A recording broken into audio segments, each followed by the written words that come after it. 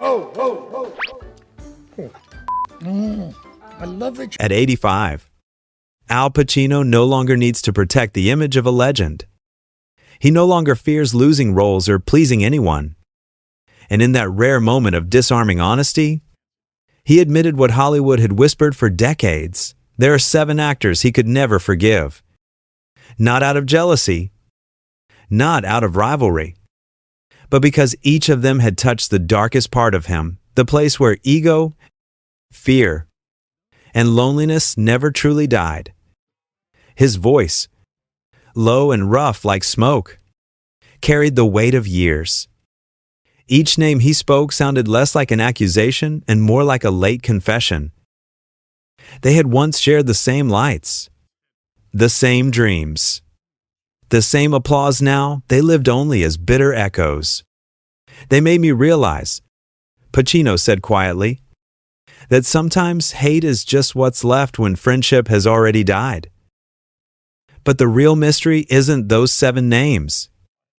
It's the fact that each of them left behind a wound, and that wound became part of Al Pacino himself, a part the world was never meant to see. Marlon Brando, the burden of a god. They said Al Pacino owed everything to Marlon Brando. Without Brando, there would be no Michael Corleone, no legacy, no myth. And yet, when Pacino speaks of him now, there's no trace of reverence, only fatigue. He was a god, Pacino once muttered. But gods don't make space for mortals. Their story began in 1971, when a young, trembling Pacino walked into the set of The Godfather. Brando, already a fading titan, studied him like prey. The crew whispered that Brando didn't want another method actor stealing his light. Pacino, barely 30, avoided his eyes. During rehearsals, Brando would improvise lines, shift the rhythm, make Pacino stumble. When the camera rolled, Brando would soften only to seize back control with a glance.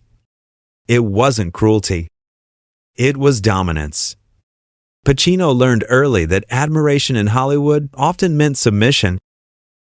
He admired Brando's chaos, his genius.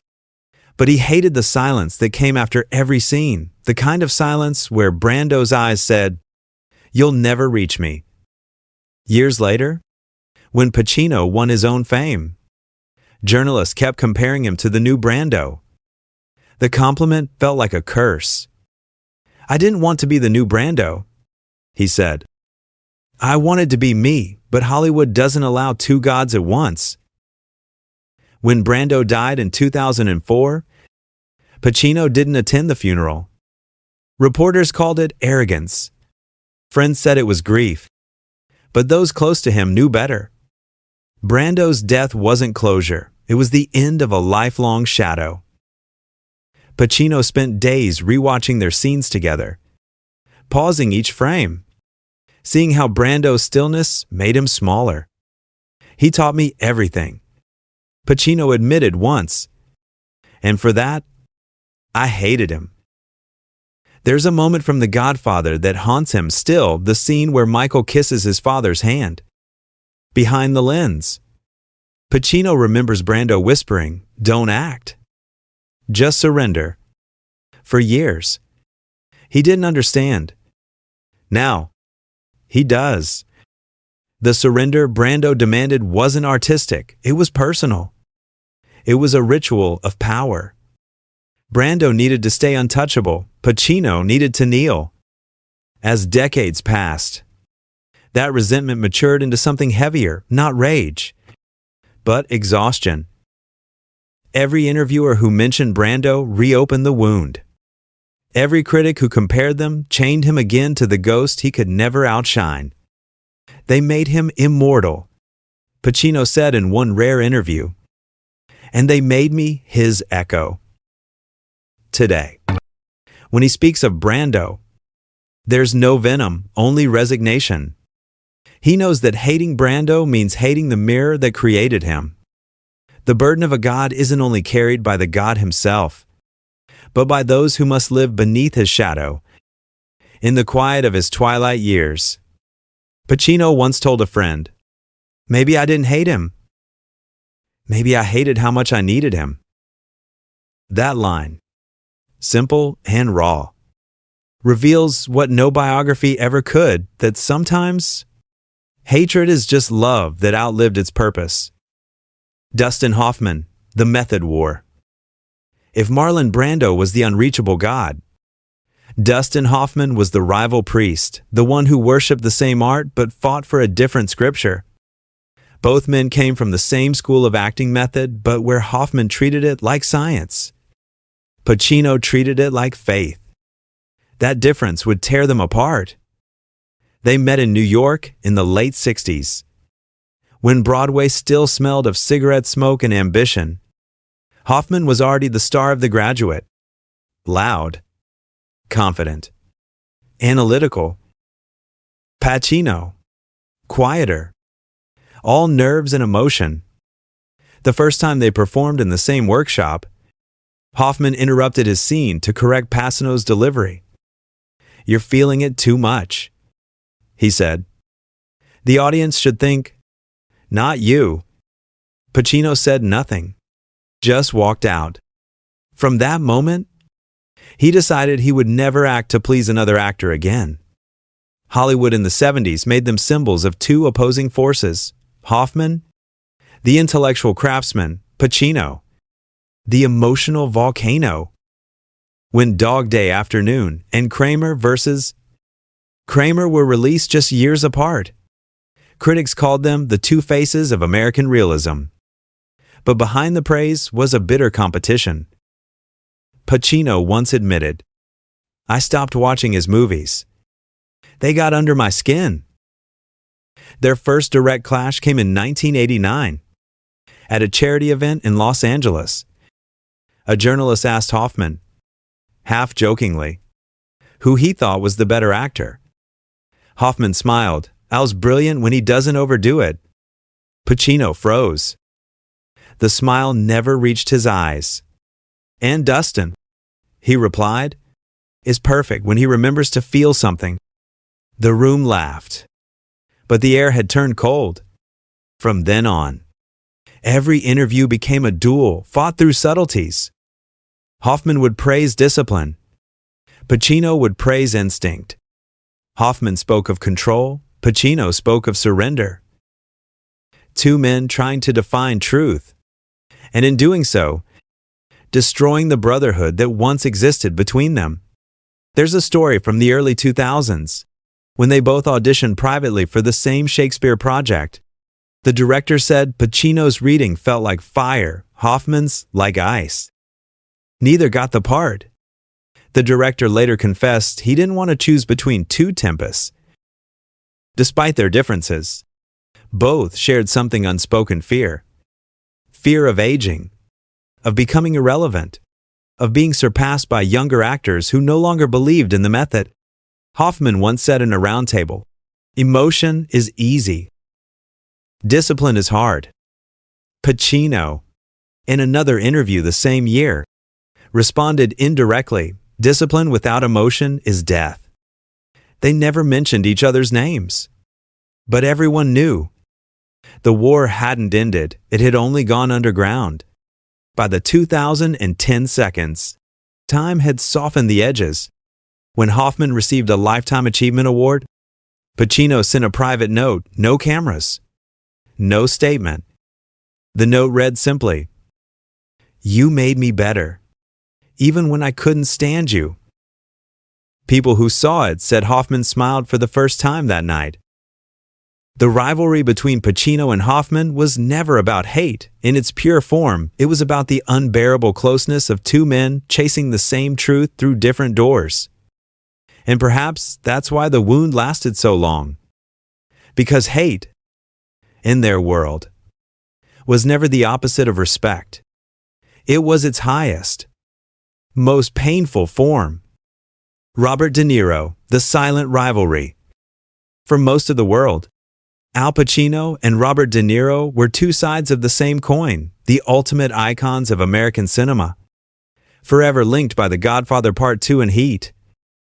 But inside Hollywood, their bond was far more fragile, built on competition, silence, and a quiet contempt that neither man ever dared to name. They began as friends. In the late 60s, both were poor, unknown, and hungry. They would meet in cafes on the Lower East Side, talking about theater and failure. De Niro was more reserved, more analytical, the type who dissected a scene like a surgeon. Pacino was chaos instinct, pulse, raw nerve. He was cold. Pacino once said, "Too cold." I couldn't tell if he cared about the work or just about control. Their friendship changed in 1974, when The Godfather Part 2 made De Niro a legend. Pacino was already one, but suddenly, his name wasn't the only one people whispered when they spoke of genius. There was a shift. Pacino admitted years later, "We were no longer brothers in struggle. We were rivals in legacy." The rivalry deepened quietly, without words. When De Niro starred in Taxi Driver, Pacino was offered the script first and turned it down. It became De Niro's masterpiece. When Serpico earned Pacino praise for moral courage, De Niro took on Raging Bull, a brutal portrait of moral collapse. One played light, the other darkness. Both played God. By the time Heat finally brought them together on screen in 1995, fans called it a historic reunion. But those who watched the shoot said something else, that it felt like a duel disguised as collaboration. They never rehearsed together. They avoided each other between takes. Director Michael Mann recalled, "It was like two lions sharing a cage, each pretending not to see the other." The famous diner scene, one of the most iconic in film history, captured that unspoken distance perfectly. Two men, mirror images, circling each other with words instead of bullets. On set, the silence before action felt electric. When the camera stopped, Pacino walked away without a glance. "We didn't need to talk," he later said. Everything was already in the scene. Over the years, the distance grew into something deeper. When De Niro launched the Tribeca Film Festival after 9/11, he invited Pacino, but Pacino didn't show.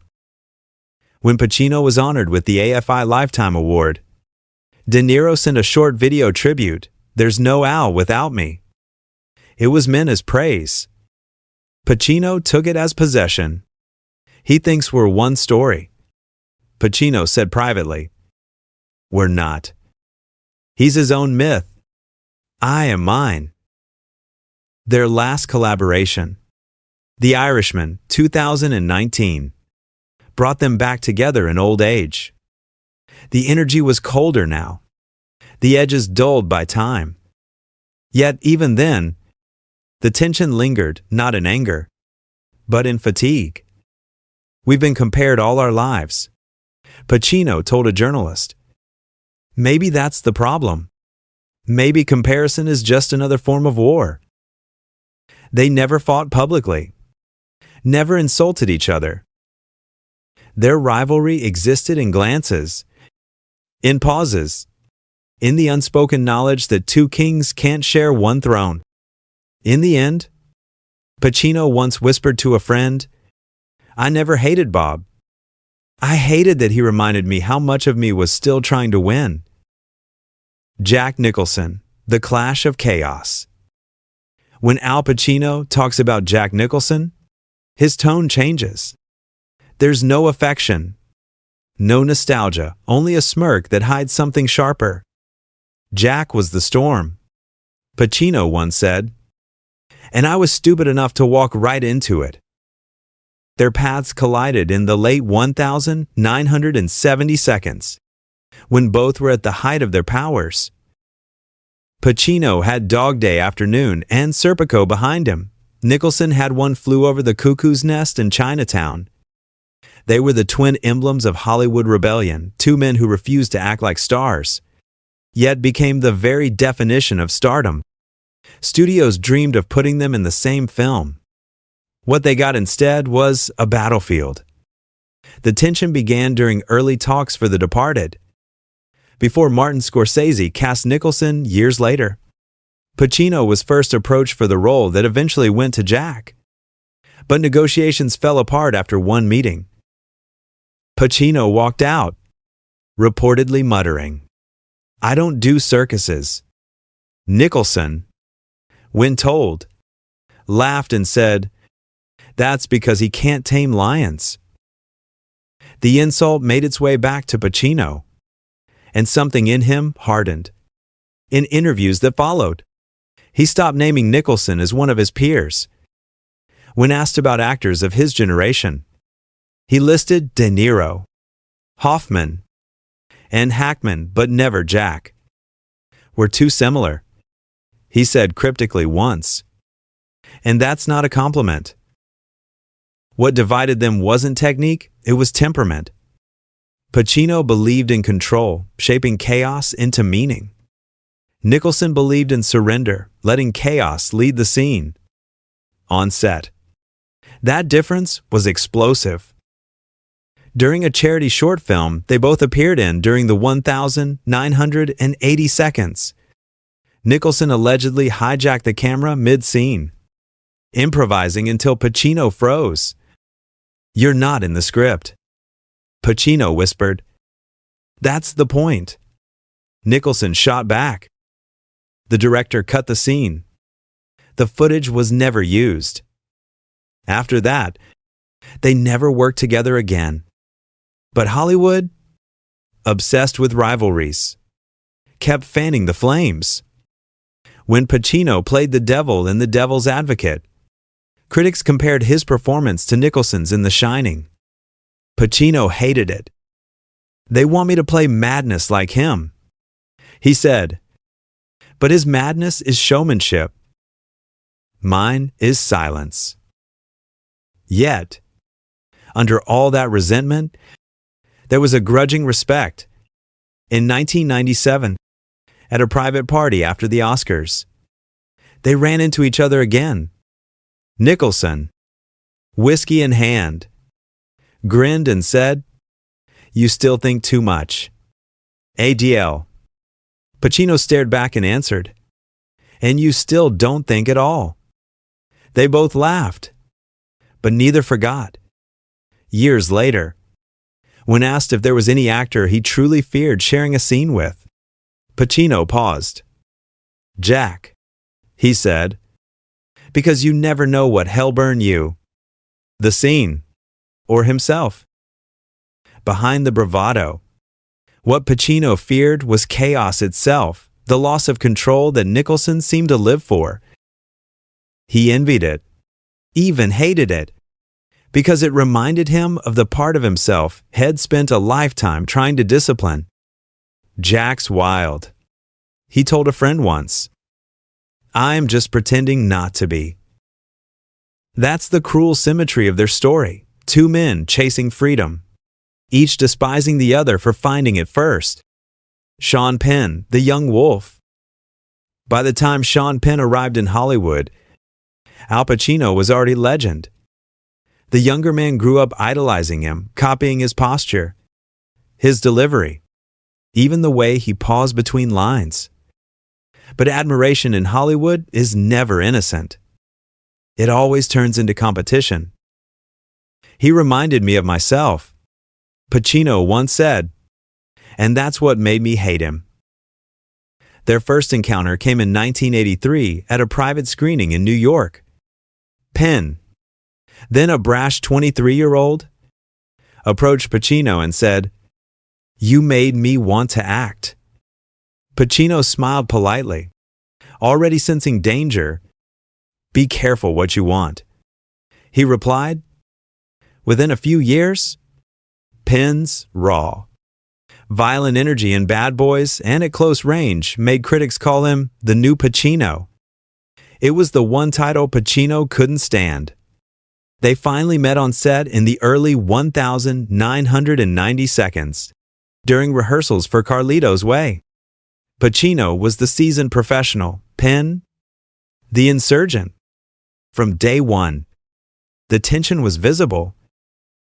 Penn arrived hours early, rewriting lines, challenging directions, improvising where the script demanded stillness. Pacino watched silently until one afternoon.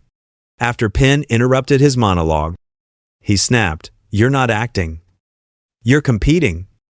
Penn shot back, "Maybe that's the only way to survive." That confrontation set the tone for the rest of the shoot. Between takes, they avoided each other completely. The crew joked that you could feel the air crack whenever they shared a scene. Yet the final product was electric. Critics praised their chemistry, unaware that what they were seeing wasn't chemistry, it was hostility disguised as performance. Pacino later admitted that working with Penn felt like watching my own hunger eat me alive. Penn's recklessness, his contempt for hierarchy, his refusal to play safe, all the things Pacino had buried over decades of discipline, came roaring back at him through Penn. He was chaos. Pacino said, "And I used to be that." After the film's release, the rift grew wider. When Penn won his first Oscar nomination, he publicly thanked De Niro and Brando, but not Pacino. Reporters asked why. Penn smiled and said, "Some lessons don't come with gratitude." The quote hit Pacino harder than he admitted. "He thinks I owe him something," he told a friend. "He doesn't realize he's already taken it," my reflection. Years passed. Penn became Hollywood's new rebel, a symbol of authenticity in an age of spectacle. Pacino, growing older, watched him from a distance. In interviews, he was careful never to mention Penn by name, but his words carried weight. Some actors confuse honesty with aggression. He said, "They break everything to prove they're real." Everyone knew who he meant. And yet, beneath the bitterness, there was understanding. When Penn faced public scandals and exile from the industry, Pacino defended him privately. "He's still learning what I learned too late, that rage has no home," he said quietly. In recent years, when asked if he'd ever work with Penn again, Pacino smiled faintly. "Maybe," he said, "if he stops trying to kill the father." Because that's what the feud had always been, not a rivalry, but a myth older than both of them. The son who must destroy his hero, and the father who must watch himself disappear in the son's reflection. Kevin Spacey, the disillusionment. Kevin Spacey was supposed to be the heir, the student who carried the fire forward. When Al Pacino met him in the late 1980 seconds, he saw himself reflected in the young actor's precision, the sharp intelligence behind the eyes, and the hunger that bordered on danger. "He reminded me of me before the world got to me," Pacino once said. For a while, that was enough to make him trust him. They worked together in Glengarry Glen Ross, 1992, a film that turned ambition and betrayal into blood sport.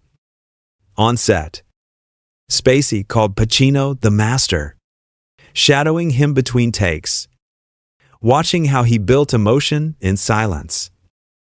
Pacino encouraged him, even defended him when older actors complained about his arrogance. "He's got it," Pacino told them. "He just doesn't know how to handle it yet." But admiration curdled fast. Spacey's ambition wasn't tempered by respect, it was sharpened by calculation. He learned Pacino's rhythm, his phrasing, his pauses, then weaponized them. Within years, critics began to call Spacey the modern Pacino. And instead of gratitude, there was mockery in the tone. When The Usual Suspects and American Beauty made Spacey a household name, He began to joke in interviews. "I stole everything from Al, but I did it better." Pacino never responded publicly. But privately, the betrayal hit deep. "He didn't steal my technique," he told a friend. "He stole the parts of me I had to kill to survive." To Pacino, Spacey represented the worst version of what he might have become: cold, manipulative, addicted to control. Their final collaboration was The Merchant of Venice, 2004, where Pacino played Shylock and Spacey. Now powerful, co-produced. This time, the power dynamic had shifted. Spacey treated Pacino like an equal only when cameras rolled but offset. He acted like the puppeteer. He changed lines, overruled directors, and made creative decisions under the guise of modernization. Pacino, old school and disciplined, endured it in silence. One day, he finally exploded. "You don't respect the craft, you exploit it." After that, they never worked together again. Pacino avoided interviews that mentioned Spacey's name. When the scandals erupted years later and Spacey's empire collapsed, journalists rushed to ask Pacino for comment. He gave none. But those who knew him said he was quiet for days, walking around his home in silence. He wasn't happy about it. A friend said, "He was heartbroken. Head believed in him." In a rare conversation years later, Pacino reflected without naming names. "Sometimes you see a student lose his soul, and you realize it was never yours to save." The disappointment wasn't about morality, it was about wasted potential. Pacino saw in Spacey a brilliance that could have deepened art, but instead had been consumed by ego and appetite. When asked what he learned from that experience, Pacino said softly, "That talent without conscience is like fire. Without air, it burns bright, then dies choking on itself." Kevin Spacey was not just a fallen protege, he was a mirror cracked beyond repair. And Pacino, standing before that shattered glass, saw the reflection of his own faith in art, in mentorship, in redemption break along with it. George C. Scott, the unspoken betrayal. Before there was fame, before the Oscars and the myth, there was George C. Scott, the man who shaped Al Pacino's first understanding of what it meant to be an actor. In the early 1960 seconds, Scott was already a towering figure of the stage, fierce, intelligent, unyielding. Pacino, barely out of drama school, looked at him like a prophet. He was the kind of actor who didn't act. Pacino once said, "He confronted truth, and it scared you." Their paths crossed during a small off-Broadway production, long before Hollywood came calling. Scott was brutal with his young cast, but with Pacino, he was merciless. "You want to be great?" he told him once. "Then stop crying about it."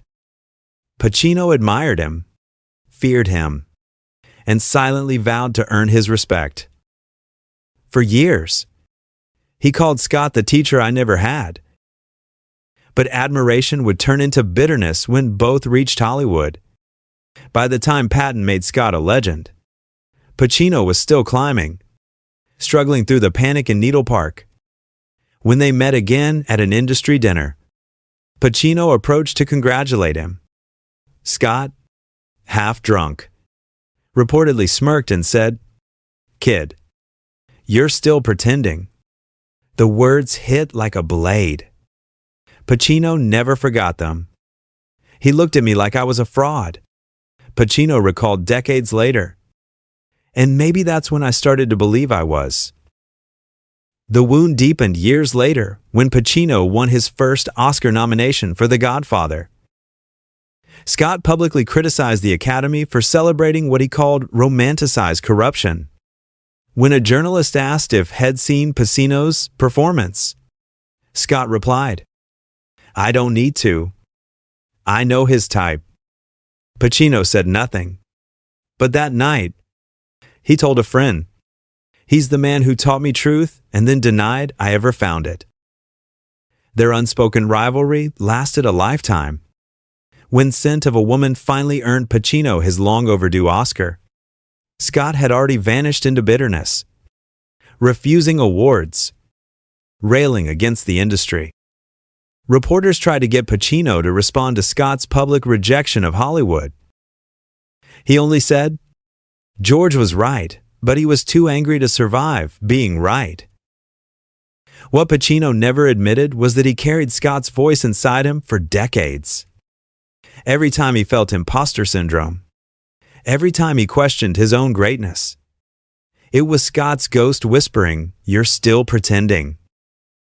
Years after Scott's death in 1999, Pacino visited a theater in New York where Scott had once rehearsed. He sat in the empty seats, staring at the stage. A crew member passing by asked what he was doing. Pacino answered, "Waiting for my cue." Then, quietly, he never gave it to me. That sentence captured everything: the respect, the pain, the unhealed betrayal. George C. Scott had been the father figure who refused to bless his son. And Pacino, even in old age, was still chasing that invisible nod of approval that would never come. When asked in a late interview what hate meant to him, Pacino said, "It's not always anger. Sometimes it's grief that never found a home." George C. Scott was that grief, the teacher who built him, broke him, and left him unfinished. 7 names. 7 reflections of the same man. Each story, each feud, each wound, not about ego, but about the unbearable weight of legacy. Al Pacino's hate list was never truly about others. It was a confession of the self he spent a lifetime fighting to understand. At 85, his voice no longer carries the thunder of Michael Corleone or the fire of Scarface. It's quieter, now almost tender. When he speaks of those he once despised, there's no venom, only weariness. "Maybe hate keeps you alive longer than love," he said once, half smiling. "At least it makes you remember." What lingers after decades of triumph isn't glory, nor regret, but memory, the faces that shaped him, defied him, mirrored him. Brando, Hoffman, De Niro, Nicholson, Penn, Spacey, Scott, 7 figures who, in their own way, carved the edges of his soul. In Hollywood, legends don't confess because they seek forgiveness. They confess because silence becomes too heavy to bear. And so, when Al Pacino finally whispered the names he could never forgive, it wasn't a list of enemies. It was an inventory of ghosts, the people who taught him that hate, when stripped to its core, is just love wearing the mask of time.